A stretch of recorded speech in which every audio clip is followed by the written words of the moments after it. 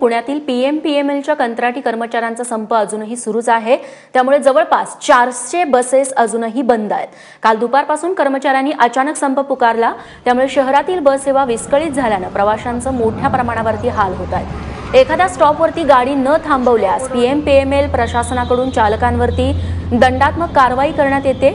एका चुकीसाठी 100 रुपये कापले जातात। ही कारवाई मागे घेण्याच्या मागणीसाठी हा संप पुकारण्यात आलाय।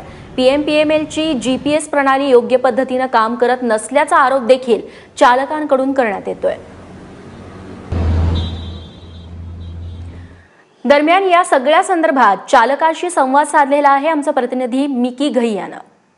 पीएमपीएमएल मध्ये जे भाडे तत्वावर बसेस आहेत, जे ठेकेदारांचे बसेस आहेत, त्यामधून जवळपास 450 बसेस कालपासून संपावर गेलेले आहेत। या सगळे जे बसेसचे जे चालक आहेत त्यांनी संप या ठिकाणी पुकारलेला आहे आणि त्यामुळे पुणे आणि पिंपरी चिंचवड शहरामध्ये जवळपास 450 बसेस असे रस्त्याच्या कडेला या ठिकाणी लावलेले पाहायला मिळत आहेत।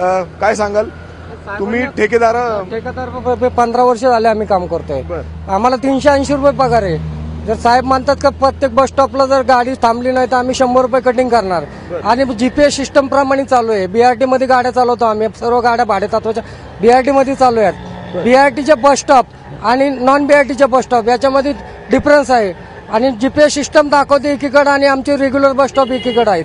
त्यामुळे आम्ही ज्या ठिकाणी गाडी थांबवतो त्या ठिकाणी थांबवणार रेग्युलर पॅसेंजर त्या ठिकाणी असतात आणि जीपीएस मध्ये रॉंग साईड ठिकाणी दाखवतात। साहेबांनी सर्वे न करता 2-2 कोटी रुपये दंड मारलेला आहे। मालकांनी आमच्या पगारातून पैसे कट केलेले, आज 2 महिने झाले आम्हाला पगार नाहीये। आम्ही जर आमचे लेकरं बाळ उपाशी असेल तर आम्ही करायचं काय? त्यामुळे आम्ही संप पुकारलेला आहे। जोपर्यंत साहेब याचा निर्णय देत नाही किंवा आमचे पगार करत नाही तोपर्यंत आम्ही हा संप असाच चालू ठेवणार आहोत। थांबून सुद्धा ते बरोबर धावत नाही, त्याच्यामुळे आमचे प्रत्येक स्टॉपला 100 रुपये कटिंग होतात।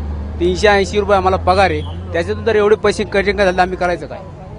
आतापर्यंत किती कटिंग झाली तुमच्या पगारामधून? आमच्या पगारातून 6000 गेल्यामध्ये कटिंग झालेली। जर स्टॉप इथं असेल, जसं उदाहरण घ्या गाडीतलं स्टॉप आहे, त्याच्या सिग्नलला त्याचा जीपीएसचा जो सिस्टम असतो तो तिथं वाचतो। मग तिथे सिग्नल आम्ही गाडी कशी उभी करणार? लोक म्हणतात येड्यावानी तुम्ही इथं का थांबवतात?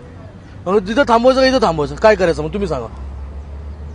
म्हणूनच पगारातून आतापर्यंत तुझे किती पैसे कट झाले? म्हणजे किती? 100 रुपये पर स्टॉपचे उडवले जातात। म्हणजे आता समजा दिवसाभर 6 झाले तर 600 रुपये कट, 300 रुपये, मग किती कापणार? दुसऱ्या दिवसाचा पण पगार का गेला ना, मग कसं करणार मग काम? कॅमेरामॅन राजेश बिडकर सह मिकी घई, एबीपी माझा, पुणे।